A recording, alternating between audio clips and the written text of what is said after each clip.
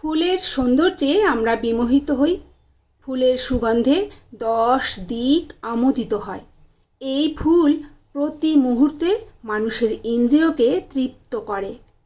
যদিও ফুলের জীবনের আয়ু বেশিক্ষণ নয়, এই ফুল যখন দেবতার পায়ে অর্পিত হয় তখন সেই ফুল এক অপার্থিব সত্তা অর্জন করে।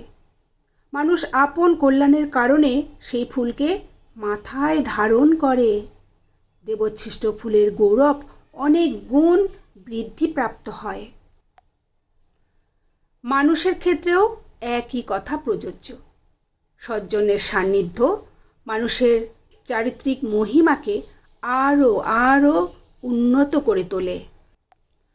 সাধু ব্যক্তির সান্নিধ্যে এলে মানুষের গৌরব অনেক বৃদ্ধি পায়।